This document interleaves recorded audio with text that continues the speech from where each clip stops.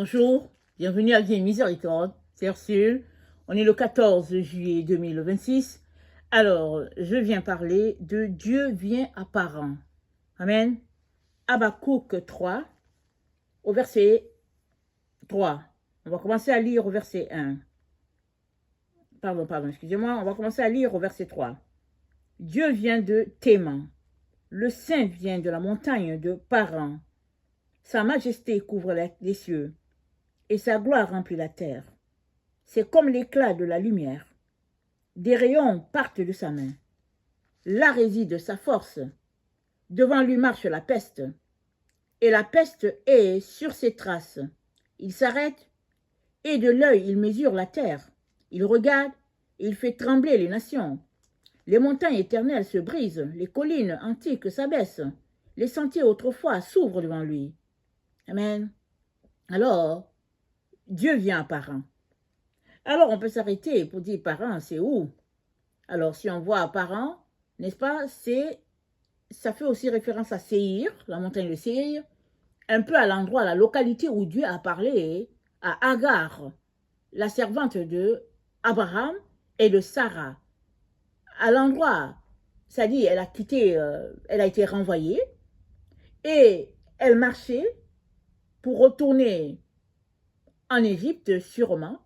Et finalement, elle a fait une rencontre avec Dieu à cet endroit-là. Amen. Alors, on pourrait s'arrêter pour dire, comment est-ce que c'est possible?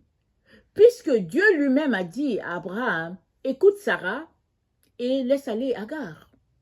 Amen. Comment est-ce que c'est possible? Parce que le fils de la promesse, c'est Isaac. Ce n'est pas Ismaël. Alors, comment se fait-il que, là, à Habakkuk, ça nous dit que Dieu vient de Théman et le Saint vient de la montagne de Paran. Comment est-ce que c'est possible? Amen. On pourrait s'imaginer toutes sortes de situations. Mais, remarquons ceci. Quand bien même, Ismaël, ce n'est pas le fils de la promesse, il n'en demeure que c'est un fils. Amen. Il n'en demeure que c'est un être humain sur cette terre. Et Paran, Agar, représente la Jérusalem encore esclave. Agar représente l'enfant de Dieu qui est pris dans les péchés de ce monde, pris dans toutes sortes de situations, n'est-ce pas? Désespoir, manque de liberté, manque de vie, c'est-à-dire, c'est ça que Agar représente. Dans Galates, je pense que c'est Galates 4, attendez, je vais regarder mon texte.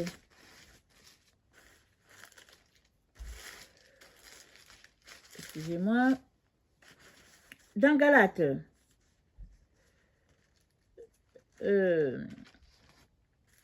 c'est 4, oui, c'est dit que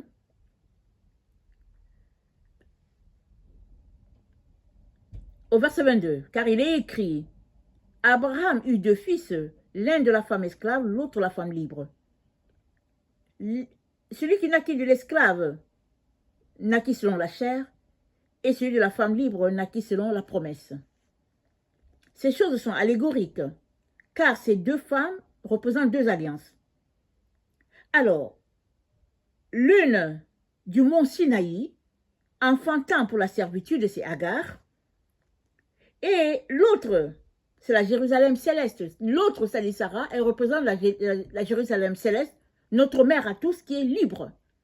Alors que nous sommes tous sur cette terre, n'est-ce pas?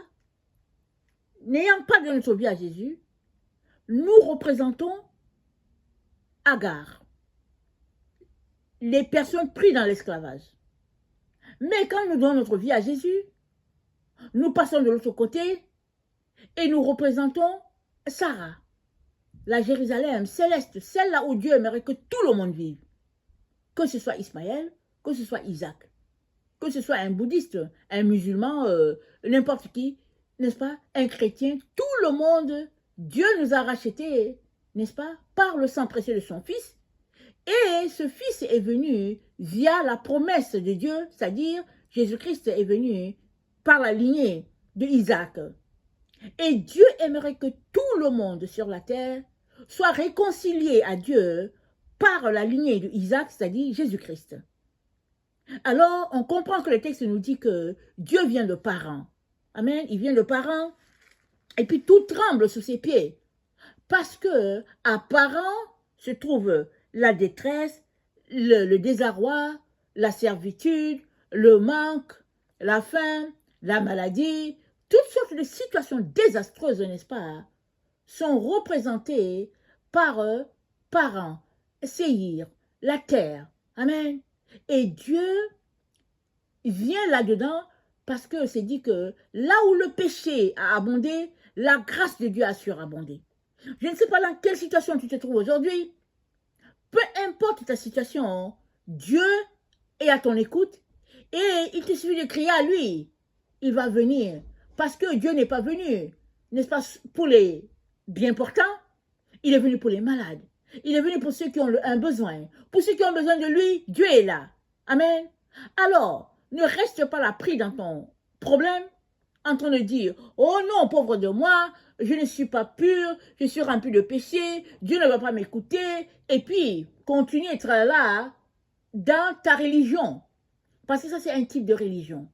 Une fausse pitié. Alors, s'apitoyer sur soi-même, en train de dire, oui, pauvre de moi, et puis voilà ce qui se passe, aujourd'hui encore j'ai péché, aujourd'hui encore j'ai fait ceci, pauvre de moi. Non. Dieu dit de sortir de là. Parce que ça, ce n'est que, n'est-ce pas, une bobine, ou bien une cassette qui se répète, et ça ne va rien changer à ta vie.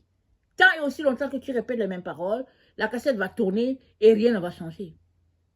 Mais, si tu décides de saisir la grâce de Dieu pour dire, ok Seigneur, j'ai péché. Seigneur, voilà comment je me comporte, mais j'ai besoin de toi. Merci pour ta grâce qui me sauve. Alors, sache que Dieu va te tendre tout de suite la main et tu vas sortir de l'endroit où tu es. Amen. Et une fois que tu sors de l'endroit où tu es en train de sortir de Paran. Tu es en train de sortir de la montagne de Séhir. Tu es en train de sortir, n'est-ce pas, de la Jérusalem terrestre qui représente Agar. Pour la Jérusalem céleste, celle-là qui descend du ciel, Apocalypse 21, a dit, j'ai vu une cité qui descendait.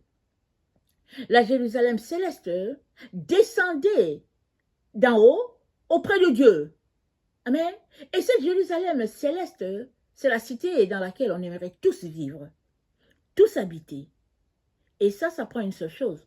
Ça prend que tu ouvres ta bouche pour dire, Seigneur, pardonne-moi pour mes erreurs. J'aimerais passer mon éternité avec toi.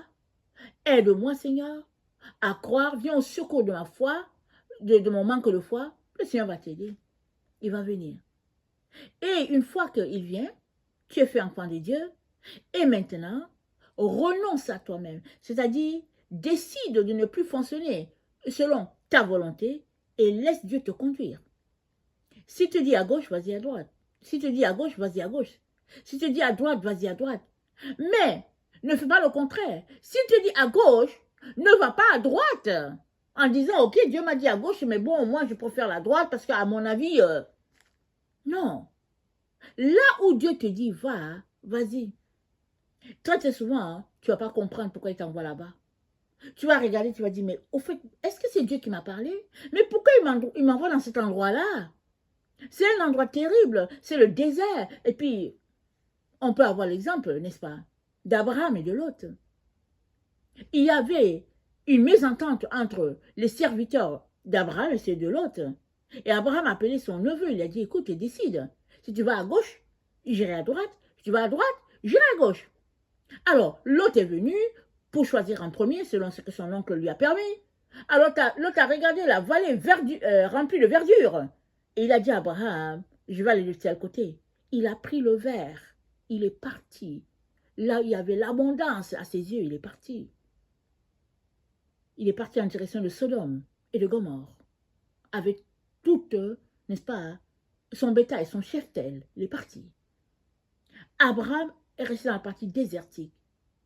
Et Dieu lui a parlé, Dieu lui a dit, maintenant, je vais te bénir.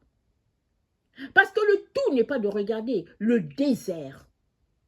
C'est pas ça. Parce que Dieu est capable de transformer ton désert, n'est-ce pas, en verdure. Tout de suite, il est capable. La preuve est que, quand il y a eu famine, Isaac a voulu aller en Égypte comme a fait son père et sa mère. Dieu lui a dit, ne pars pas, je vais te bénir.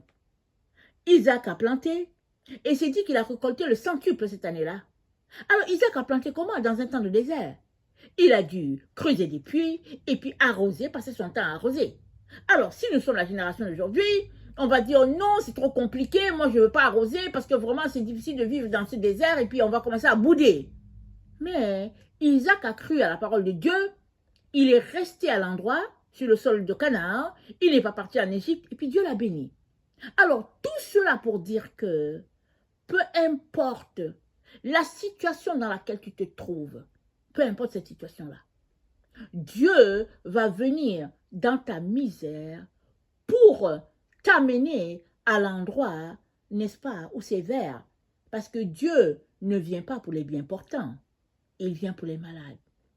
Il ne vient pas pour ceux-là qui ont tout, il vient pour ceux qui n'ont rien.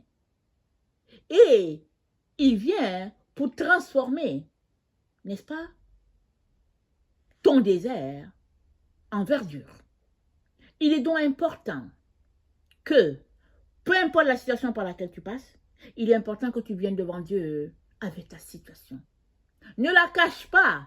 Ne viens pas en disant, moi j'ai trop honte, et puis en train de tourner autour du pot. Ok, la honte, c'est un sentiment humain. Alors ça peut arriver que tu as fait quelque chose et puis ça crée honte. Ok, c'est des choses qui arrivent. Mais ne reste pas là sur la honte. En disant, non, mais moi j'ai trop honte, Seigneur, je n'arrive pas à parler, j'ai trop honte. Non, non, vas-y devant lui avec ta situation de honte. Parce que Dieu ne dédaigne pas les cœurs brisés et contrits. Et il est capable de te faire sortir de cette situation, de telle sorte que tu ne te souviennes même plus de ce par quoi tu passais. Et dans cette galère, amen, il va tout simplement te montrer comment cheminer et puis comment planter dans le désert, comme il a fait pour Isaac. Alléluia. Il est donc très important que tu saches que Dieu vient apparent, amen, il vient de tes mains, n'est-ce pas? C'est une représentation de ce Dieu-là qui vient vers nous. Il vient vers la terre, là où il y a les êtres qui ont besoin de lui, des gens remplis de misère, n'est-ce pas? La misère spirituelle dans laquelle on se trouve, n'est-ce pas, ne peut être comblée que par Dieu lui-même. Et Dieu a donné son Fils, maintenant il faudrait que tu l'acceptes. Amen, et il va changer ton quotidien. Et si tu l'as accepté, alléluia, amen, il est important que tu marches en lui obéissant. Parce que souvent on dit, oui, je suis chrétien, j'aime le Seigneur, je vais à l'église et tout, mais on ne fait rien de ce que Jésus-Christ nous dit de faire. Jésus-Christ nous dit, à gauche, nous on dit, ok, moi je pense que c'est mieux la droite. Jésus-Christ nous dit, à droite, on dit, oh, non, non, mais moi je pense que c'est la gauche. On ne peut pas servir deux maîtres. Si tu as fait de Jésus-Christ ton maître, et que tu penses qu'il est celui-là qui va t'aider, alors écoute-le, obéis et laisse-toi conduire. Parce qu'il sait où il te mène et il te conduira à bon port. Amen. Que le Seigneur bénisse sa parole et que sa joie nous fortifie en ce jour où nous nous trouvons et gardons les yeux fixés sur notre Dieu. Alléluia. Amen. Soyez tous bénis. Amen.